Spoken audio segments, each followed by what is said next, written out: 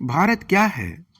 भारत का अर्थ ही सबका सम्मान करने वाली धरती है, जिसे वैश्विक तौर पर स्वीकार किया गया, जिसे जन्म हुआ वसुधैव कुटुंबकम। वसुधैव कुटुंबकम यानी वैश्विक परिवार, जहाँ सहयोग, सेवा और विश्वास, न्याय, सत्य, अहिंसा, बराबरी, भाईचारा और सहभागिता का परिवार रहता हो, उसे वसुधैव कुटुंबकम कहते। ये क्या कहते? उसे वसुधैव कुटुंबकम कहते।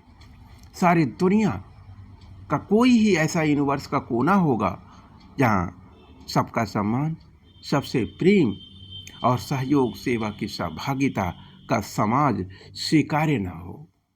ये कैसे संभव है?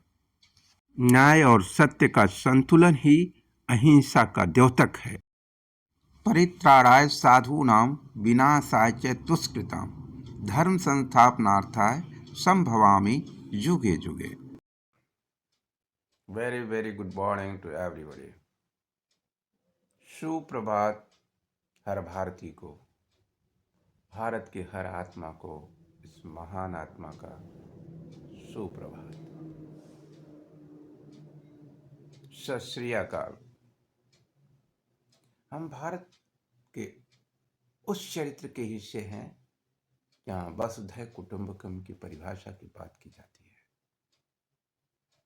वसुधैव कुटुंबकम यानी वैश्विक भारतीय चरित्र,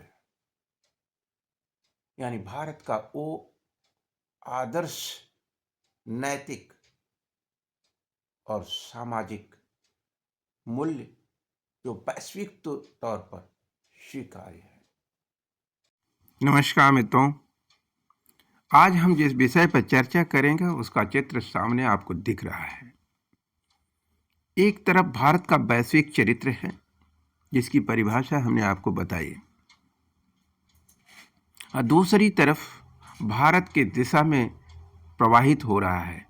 भारत के प्रजातांत्रिक मूल्य किस तरह से नीलाम हो रहे हैं, न्याय और सत्य में कितना असंतुलन स्थापित हो चुका है, और सभी संवैधानिक संस्थानें किस तरह से मूक दर्शक बन चुके हैं।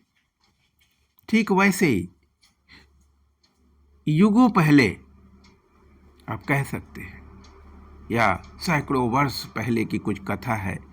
भारतीय सनातन संस्कृति की सभ्यता है जिसमें एक द्रौपदी की पूरी राज्यसभा के अंदर लूट होती है और सभी प्रशासनाधिकारी, न्यायिक मूल्यों के संस्थापक चुप मूक दर्शक बन जाते हैं, और होती है महाभारत। फिर भाषा और परिभाषा सांस्कृतिक नैतिक आदर्शों की लिखी जाती, नाम होता जय श्रीमद् भागवत गीता। गीता क्या है? नैतिकता का संविधान है, न्याय का संविधान है। नैतिकता और न्याय के बीच में क्या रिश्ता है? हिंसा और न्याय में क्या संबंध है? गीता उसी की परिभाषा है। उस देश में जहां पुरुषोत्तम की अभी 22 तारीख की स्थापना की गई हो, उनकी प्राण प्रतिष्ठा की गई हो, उस भारत में न्याय का नीलाम करने वाले, उसके आदर्श मूल्यों को नीलाम करने वाले चौराहे पर जिस मां के गर्भ से जन्म लेते, जिस परिवार का हिस्सा बनके, संस्कारों की द्योतक बन करके भारत की राजनीति का प्रतीक बनते, समाजवाद की भाषा बनते, समाजवाद के गर्भ से जन्म लेते, जिसका जन्म सिर्फ परिवार से होता है, उसी परिवार पर कब कब कुठाराघात यही उस परिवार के सदस्य करते, उसी परिवार को कलंकित करते जिस परिवार के गर्भ से राम राज्य का जन्म होता, भगवान श्री राम का जन्म होता, भगवान योगेश्वर श्री कृष्ण का जन्म होता, उनकी स्थापित सनातन परंपराओं का जन्म होता। उन पारिवारिक परंपराओं, आदर्शों और सामाजिक मूल्यों पर अपनी अयोग्यता, अपने भ्रष्ट संस्कृति, अपनी लोलूप राजनैतिक सोच की निर्लज्जता पर उस रामराज्य की संस्कृति को भी दांव पर लगाने की सोच क्या भारत और भारतीयों को स्वीकार्य होगी?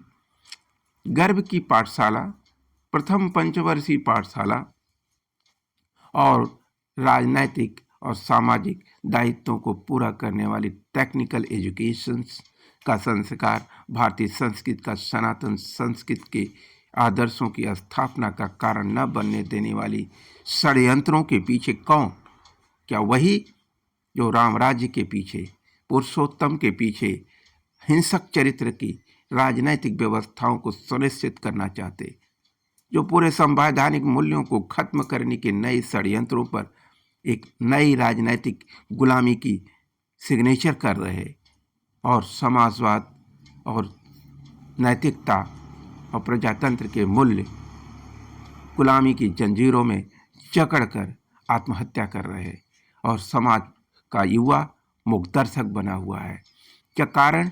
जाति, धर्म और विद्वेष के राजनीतिक दुराग्रह, पूर्वाग्रह आदि आदि में फंसा हुआ युवा असमंजस की स्थिति में उसे कंफ्यूजन है कि वो क्या करे। उसका रोजगार, उसकी शिक्षा, उसके भविष्य का रास्ता बंद है। भारतीय बहुसंख्यक स्वराज की क्रांति उसका आह्वान कर रही है।